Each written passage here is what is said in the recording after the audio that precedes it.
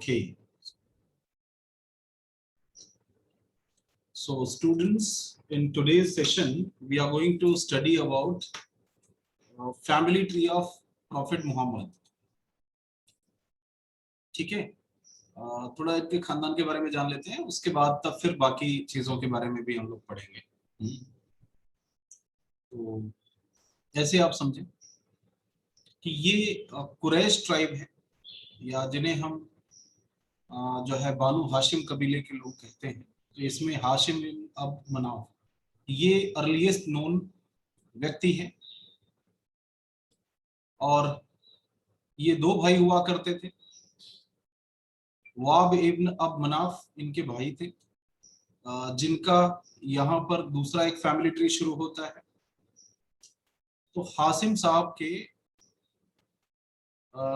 जो बच्चे थे उनमें अब्दुल मुतालिब ये साहब बड़े महत्वपूर्ण होते हैं।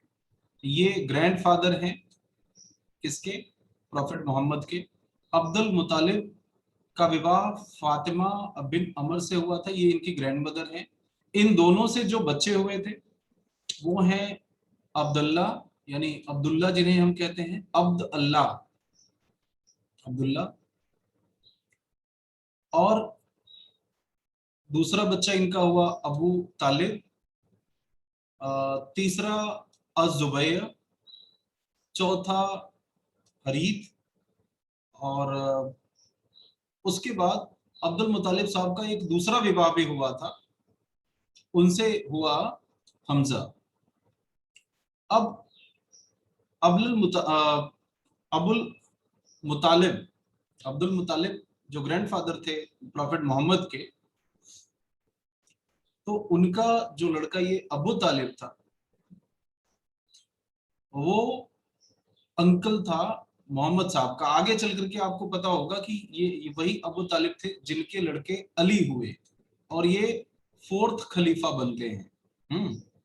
ये यहाँ पर एक इंपॉर्टेंट चीज है, याद रखना। और अब्दुल्ला का विवाह आगे चल करके अमीना से हुआ। अब्दुल्ला और अमीना, इनसे जो है वो मोहम्मद पैदा हुए। मोहम्मद का फिर विवाह खदीजा से हुआ। और इन दोनों से फातिमा पैदा हुई, एक डॉटर है। और फातिमा का विवाह फिर अली से हुआ। अली जो मोहम्मद का भाई था, ठीक है, चाचा का लड़का था। फिर फातिमा से ये सारे लोग, इतने सारे बच्चे पैदा हुए, हसन, हुसैन, ये सारे बच्चे, ये दो बहुत इंपॉर्टेंट बच्चे हैं, हसन और हुसैन। आपको याद होगा करबला वाली लड़ाई वो इन्हीं के साथ हुई थी,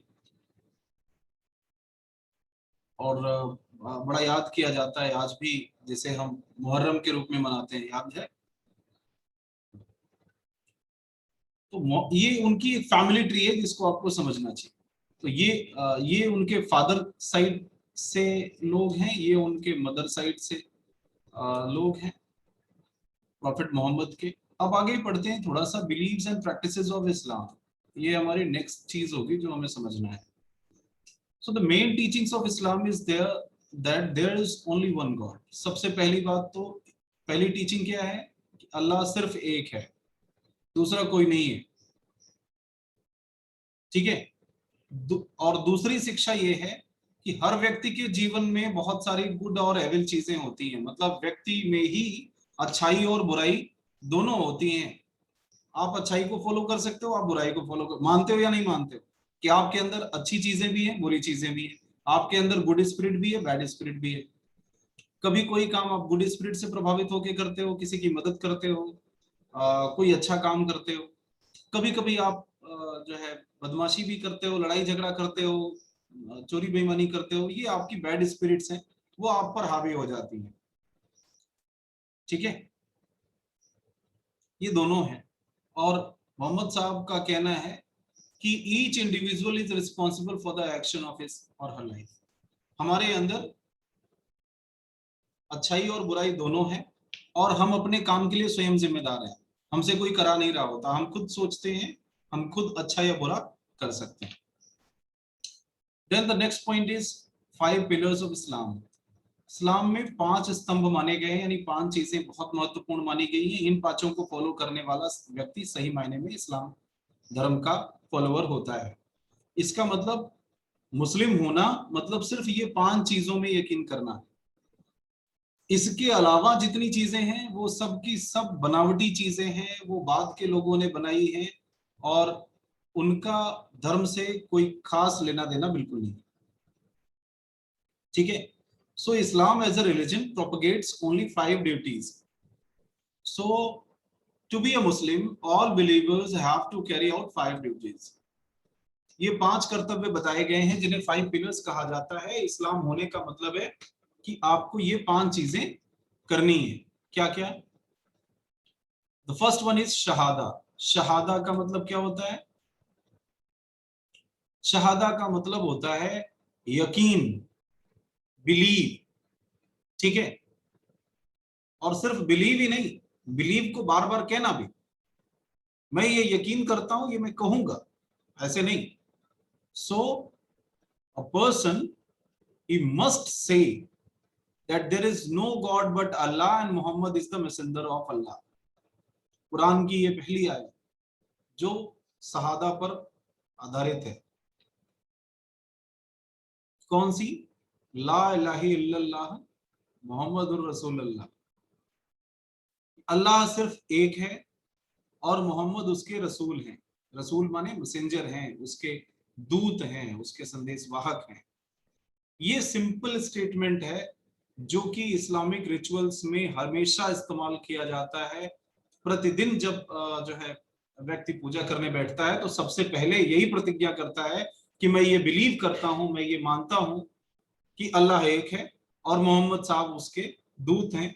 तो जो उन्होंने कहा है वो अल्लाह के वर्ड्स हैं। ये बिलीव, ये स्ट्रॉन्ग बिलीव रखना शहादा कहलाता है। तो शहादा simply means believing in God and Muhammad, believing in Allah and Muhammad. दूसरी चीज सलत। व्हाट इज दिस सलत? सलत का मतलब होता है प्रेयर 5 टाइम्स अ डे। दिन में 5 बार नमाज पढ़ना, वो भी कैसे? फेसिंग टुवर्ड्स मक्का, मक्का की तरफ मुंह करके।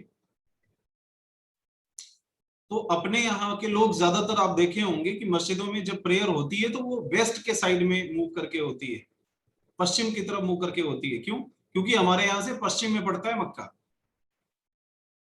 आप कभी भी देखोगे कि नॉर्थ, साउथ या ईस्ट में मुंह करके पूजा सॉरी ये प्रेयर नहीं होती, नमाज नहीं होती। क्यों नहीं होती? क्योंकि सलत का मतलब ही यही होता है कि आप मक्का की तरफ मुंह करके और दिन में कम से कम 5 बार नमाज पढ़ो। इसके लिए आपको जरूरी नहीं होता आप मस्जिद में जाओ, आप अपने घरों में कर सकते हो, आप जहां पर हो वहीं पर कर सकते हो। हाँ, उसके आगे चल करके कुछ नियम बना दिए गए कि प्रेयर करने से पहले आपको क्या करना चाहिए। प्रेयर करने से पहले जैसे आपको एक जो है एक कपड़ा बिछा लेना चाहिए, सर पे कुछ रख लेना चाहिए, सर ढका होना चाहिए। उसके बाद आपको वुजू करना चाहिए, मतलब आप पानी से हाथ मुंह धुलेंगे और उसके बाद करेंगे, मतलब पवित्रता। अच्छा देखो, इस्लाम में पवित्रता का महत्व है। They believe in purity. ऐसा नहीं है आप 5 बार प्रेयर करते हो तो कम से कम 5 बार तो हाथ पैर मुंह धुलोगे ही धुलोगे। ठीक है। अब आप सोचोगे कि हाथ मुंह धुला जाता है और जबकि हिंदुओं में नहाने वाली प्रथा है कि आप पूजा के पहले नहाओगे। तो दोनों के अलग अलग देखो रीति रिवाज बनने के कारण हैं। अरेबिया में नहाने भर के लिए पानी नहीं होता था तो हाथ पैर धुल करके काम कर लेते थे। यहाँ पर पानी बहुत होता है, नदियां बहुत सारी हैं, तो कूद जाओ फिर। बात समझ रहे हो कि नहीं? तो जो परंपराएं भी बनी है, परंपराएं वो इस हिसाब से बनती है कि वहां के क्या जियोग्राफिकल और सोशल इकोनॉमिक कंडीशंस हैं, उनके हिसाब से परंपराएं बनती हैं। तो ये अभी मैं रिलीजन की बात कर रहा हूँ, इस रिलीजन के बाद मैं परंपराओं के पार्ट पे आता हूँ। तो फिर आपको बताऊंगा बड़ी सारी इस्लामिक परंपराएं जो बन गई हैं जिनका रिलीजन से कोई लेना देना नहीं है, लेकिन हाँ वो जियोग्राफिकली जो फीचर्स रहे हैं उस जगह के, क्लाइमेटिक कंडीशंस रहे हैं, उनके आधार पे उन परंपराओं का बनना लाजमी था, जरूरी था। तो शहादा यानी यकीन, अल्लाह में और मोहम्मद में यकीन। सलत का मतलब दिन में 5 बार प्रेयर बिना कुछ चढ़ाए, इसमें फूल तक नहीं चढ़ेगा, सिर्फ प्रेयर करना। तीसरा है जक़ात। जक़ात का मतलब होता है दान। ठीक है, आर्म्स। ये आर्म्स किसको देना? आर्म्स में आर्म्स दे सकते, आप मनी दे सकते हो, आप कोई और चीज दे सकते हो, एक तरह का रिलीजियस टैक्स है। जो भी मुस्लिम होगा, अब माना यह जाता है कि all Muslims have a responsibility to support the less fortunate, जिनके पास खाने के लिए नहीं है, जिनके पास कपड़े नहीं है, जो गरीब हैं, ऐसे मजलूम हैं, उन सबको उन्हें कंफर्ट देना, उन्हें सुख पहुंचाना, उनकी भी जिम्मेदारियों को वहन करना, ये बड़े ही सवाब का काम है, ये बहुत ही पुण्य का काम है। और इस वजह से हर मुस्लिम को चाहिए कि अपने भाई बंधुओं के लिए कुछ दान दे, जिससे कोई भी भूखा ना रहे। ये भाईचारे का संदेश है, बढ़िया है, होना चाहिए। हर किसी को, जिसके पास भी पैसे हैं, थोड़े से चार पैसे हैं, वो कुछ न कुछ दूसरों के लिए कर सकता है और देना चाहिए, लाजमी है, बहुत बढ़िया। Then the fourth one is सवम। इसे रोजा भी कहा जाता है। इसका मतलब हुआ fasting during Islamic holy month of Ramzan. Ramzan के महीने में 1 महीने तक सवम करना, रोजा रखना। रोजा रखने का मतलब क्या हुआ कि रोज सिर्फ एक वक्त खाना खाना, एक वक्त उपवास रखना। इससे क्या होगा? देखो, ये परंपराएं कहाँ शुरू हो रही थी? अरेबिया में। जाहिर सी बात है, वहां पर स्कैर्सिटी ऑफ फूड थी। तो रोजा रखने से क्या होगा कि एक व्यक्ति कम से कम भी साल भर में 15 दिन का भोजन बचाएगा, तो ये दूसरे के काम आ सकता है, अच्छी बात है। ये स्पिरिचुअल नीड भी फॉलो करता है, और साथ में हमारी फिजिकल जरूरतों को भी ये थोड़ा सा हमें संयमी बनाता है। देन हज। और फिर ये माना जाता है कि आप at least once in a life, हर वो व्यक्ति जो फाइनेंशियली एबल है और फिजिकली भी एबल है, ध्यान रखना, सबके लिए नहीं कहा गया, कहा गया है कि हर वो व्यक्ति जो फिजिकली और फाइनेंशियली, यानी जिनके पास पैसे भी हों और जो स्वास्थ्य से भी ठीक हो, ऐसे व्यक्ति मक्का में एक बार जरूर जाएं पूरे लाइफ में। तो इसमें भी कोई बुराई नहीं है। उन्होंने थोड़े कहा कि हर तीसरे पहुंचे रहो, कोई तीर्थ यात्रा करनी जरूरी नहीं है। सिंपल थिंग, आप वंस इन अ लाइफ, अगर आप फिजिकली फिट हैं, तो अगर आप बीमार हैं तो आपको जाने की जरूरत नहीं है, फिर आप मुक्त हैं इससे। और आप अगर बहुत गरीब हैं, पैसे भी आपके पास नहीं है, तब भी आप इससे मुक्त हैं। लेकिन कई सारे लोग तो फिर उधार कर्ज लेके भी जाते हैं, हालांकि ऐसा करना नहीं चाहिए। तो ये सिर्फ 5 बातें बताई गई हैं इस्लाम के लिए। If you are believing in one Allah and Muhammad, if you are praying 5 times a day, if you are giving zakat, if you are having roza in Ramzan, and if you perform a pilgrimage to Makkah at least once in a lifetime, then you are true Muslim. Nothing else is required. बस इतनी सी चीजों से आप मुस्लिम बन सकते हो। इनके अलावा की जो परंपराएं हैं, जो रूल्स हैं, कानून हैं, वो सब के सब बेवजह है, वो परंपरागत जन्य है, उनका रिलीजन से कोई लेना देना नहीं है। लाइक वो जाली वाली टोपी लगाना, या कोई भी टोपी लगाना, ये थोड़े लिखा हुआ है कुरान में कि टोपी लगाना चाहिए, इससे कोई मुसलमान बनेगा नहीं। ये उस दौर की नीड हो सकती है। नीड क्यों थी? क्योंकि देखो, वहां पर नहाने धोने के लिए बहुत पानी तो था नहीं, और पूरा का पूरा इलाका वो रेतीला इलाका था, रेगिस्तानी इलाका था। अरेबिया का ज्यादातर इलाका रेगिस्तानी है, जहां पर धूल और रेत हमेशा उड़ा करती थी। वो बालों में जाकर के बैठती थी, तो बालों को ढके रखना ये बहुत जरूरी था। बात समझ आई? इसमें कोई बुराई नहीं है। ठीक उसी तरह से दाढ़ी रखना, दाढ़ी रखना भी इसीलिए जरूरी था क्योंकि वहां पर धूप बहुत कड़ी होती है। अब ये इतनी धूप में तो आदमी का चेहरा स्टेन कर जाए, तो धूप से बचने के लिए चेहरे को कैसे बचाता? बाकी तो आप कपड़ा पहन लेंगे, मुंह को कैसे ढकेंगे? तो मुंह को ढकने के लिए एक बढ़िया तरीका है, आप दाढ़ी रख लो। दाढ़ी से क्या होगा, आपके चेहरे पर बहुत धूप नहीं पड़ेगी। तो वो सुरक्षा के कारणों से था, उसका कोई रिलीजियस और सब अपना मुछ क्यों शेव करते थे तब? बस हाँ, अपने मुस्टैचेस क्यों शेव करते थे सब? अब जब उन्होंने पूरा चेहरा ढक ही लिया है अपना, तो खाने पीने की भी तो जुगाड़ रखनी है। मूछ जो है वो क्या होता है कि बाल हमेशा ऐसे नहीं, ऐसे निकलने के बाद ऊपर नहीं जाते, नीचे के साइड में आते। तो जब मूछ बहुत बड़े हो जाते हैं तो वो मुंह में घुसने की स्थिति बन जाती है। तो इस वजह से वो मूछ नहीं रखते थे, दाढ़ी दाढ़ी रख लेते थे, जिससे उनका मुंह खाने पीने वाला हिसाब किताब वो गड़बड़ाए ना, और चेहरा जो है वो ढका रहे। ये काम महिलाएं नहीं कर सकती थी, वो कहां से दाढ़ी रखेगी। तो उनके लिए एक नया नकाब सिस्टम शुरू हुआ, जिससे वो बाल भी ढका रहे और मुंह भी ढका रहे। ठीक है, और बची भी रही इन सब चीजों से। एक और गजब की चीज, यहाँ पर गर्मी भी काफी होती थी, आपको पता ही है, अरेबिया में गर्मी होगी नहीं तो कहाँ होगी। तो गर्मी होती थी, दिन में चलना मुश्किल हो जाता था, रेत इतनी उबलने लगती थी। तो इस वजह से लोग दिन में नहीं चलते थे, दिन में वो कहीं अपने घरों में छिप करके बैठ जाते थे। फिर शाम ढलती थी, जैसे जैसे चांदनी निकलती थी, तब वो यात्रा पे निकल जाते थे।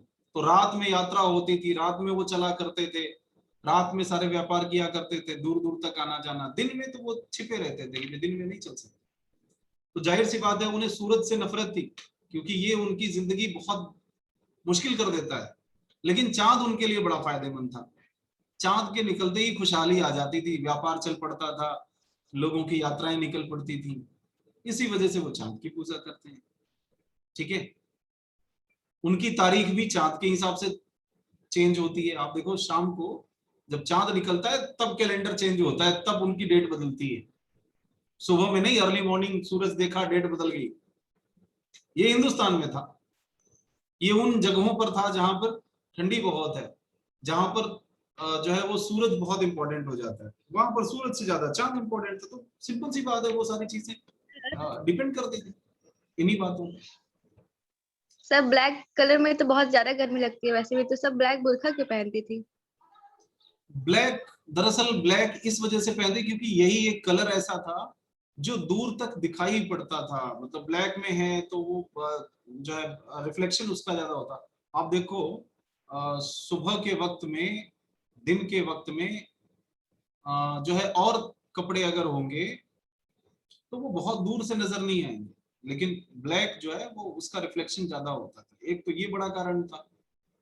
और दूसरी चीज ये होती है ब्लैक का, कि ब्लैक कपड़ों में गर्मी नहीं लगती है, ब्लैक जो है वो रिफ्लेक्ट उसको करता है। आप ऐसे इसको देखें कि आप अक्सर करके छाता देखें कि नहीं, वो ब्लैक कलर का ही होता है।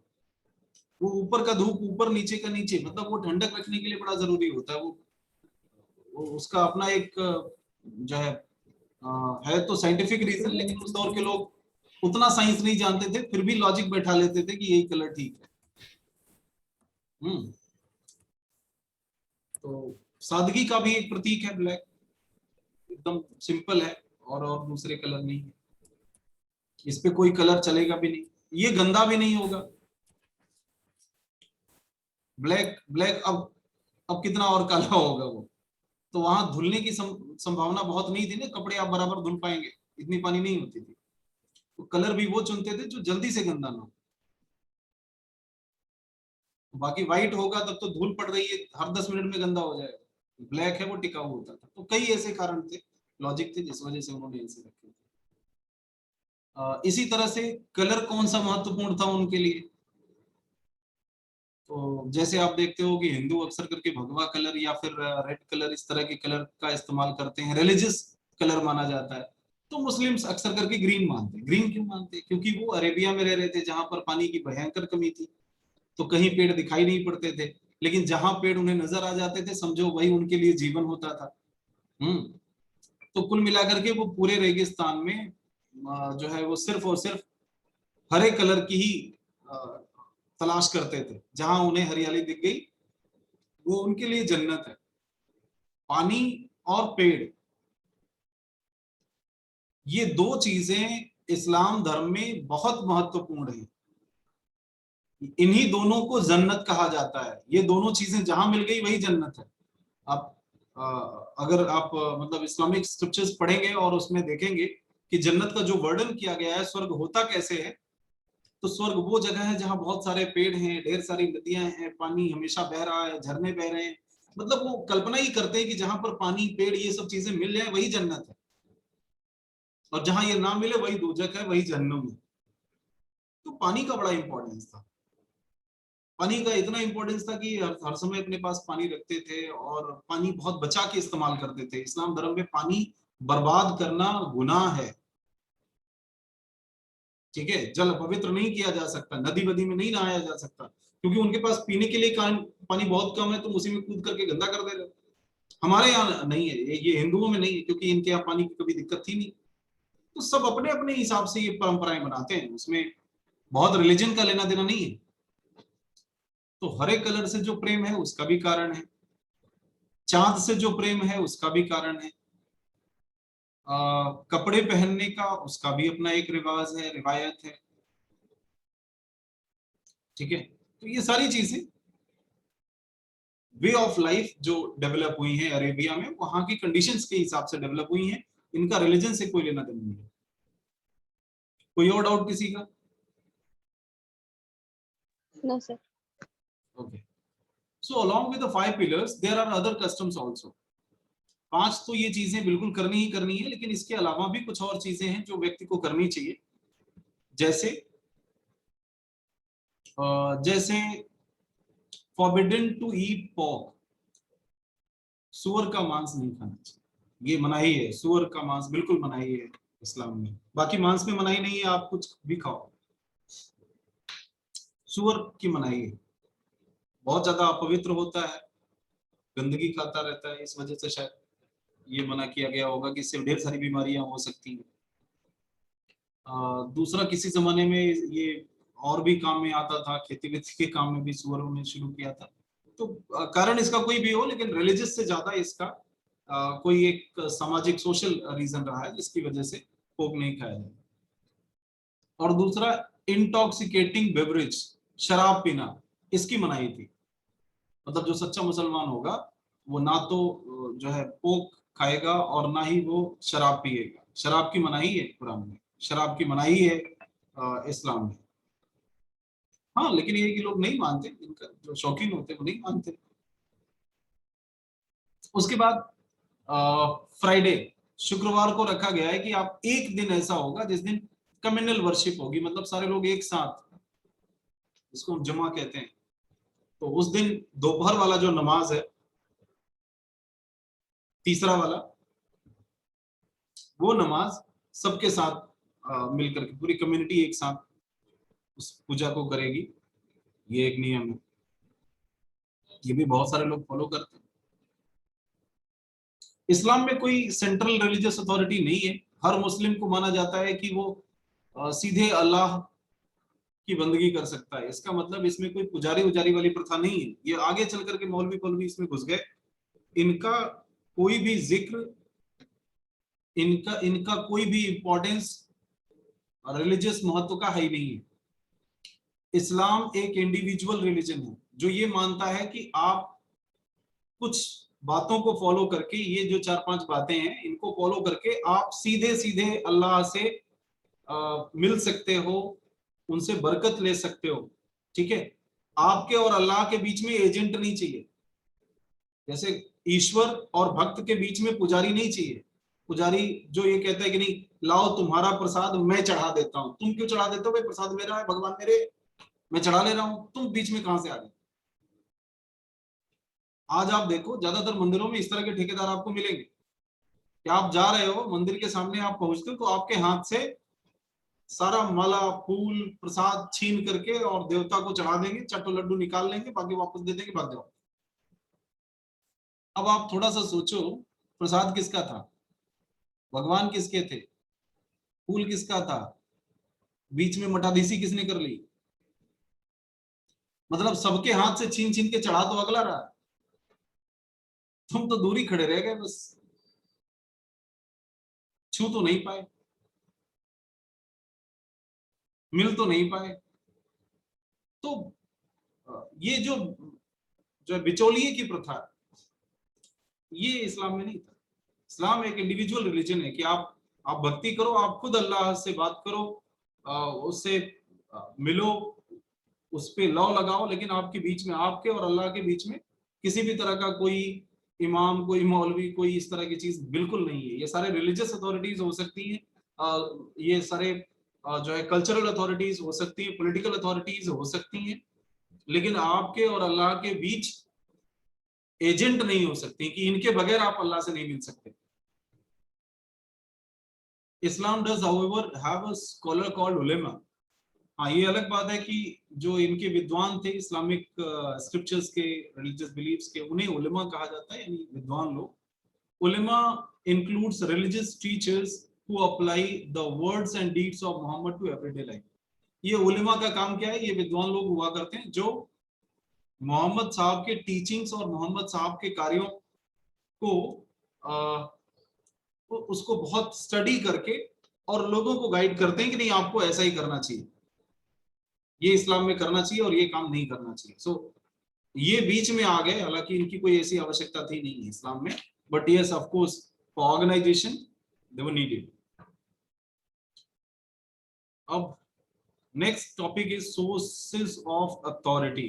तो सोर्सेज ऑफ अथॉरिटी के बारे में हम लोग अगला एपिसोड करेंगे कि अथॉरिटी के कौन कौन से सोर्सेज हैं। Will see later, means in the next class will see this.